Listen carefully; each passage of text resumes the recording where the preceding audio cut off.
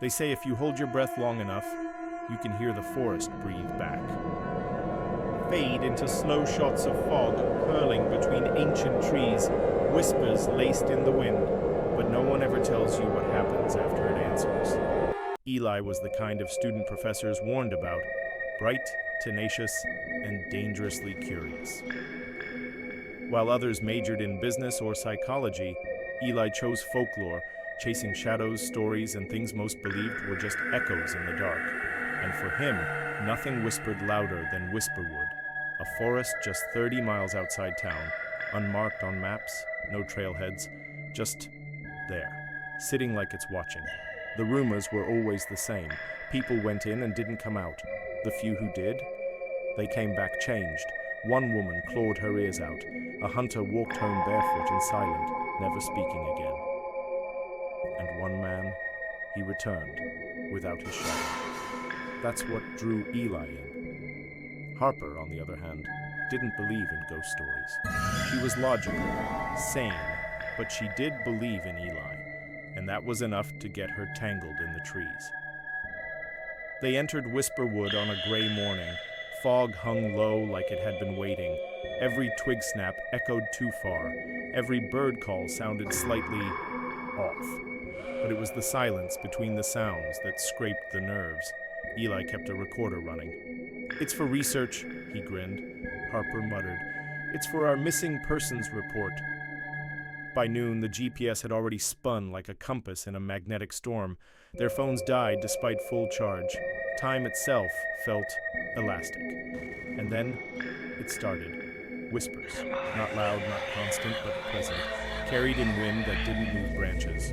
Words half heard, like someone murmuring your name underwater. Whispered voice layered behind narration. "Come closer." "He's listening." Harper froze. "Did you hear?" "Shh," Eli whispered. "That's it. That's the voice." He turned in circles, recorder up. "It's real. I told you." But Harper wasn't looking. She was staring at a tree. It had bark like burned skin, twisted upward into a spike. At its base, shoes, dozens of them, torn, decayed, all pointing outward, like their owners had run from the center. "Eli, this isn't research anymore," he was smiling. "It is now." Then everything shifted. The fog thickened like milk. Harper's breath hitched. Eli's recorder hissed, not static, breathing, deep, inhuman. The whispers surged. They weren't alone anymore. Something moved between the trees, never fully seen. It slithered in glimpses, a figure without form. No footsteps, just presence, watching. They ran. Branches clawed, roots grabbed. But it wasn't the forest trying to stop them. It was the forest leading them somewhere. They stumbled into a clearing, breathless. In the center, a massive stone altar, half swallowed by moss, symbols carved in spirals, and behind it, a shape, the whisper.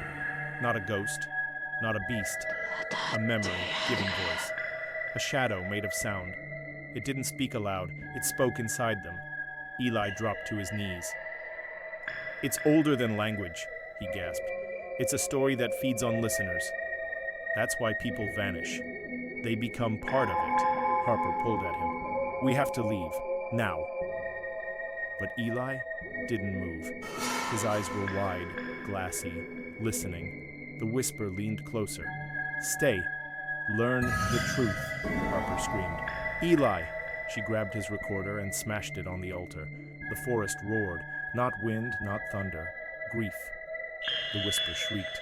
1,000 voices torn at once. Harper dragged Eli back through the trees, not knowing where she was going, only that the forest wanted them to stay. They broke free at sunset, falling out of the tree line like drowning swimmers.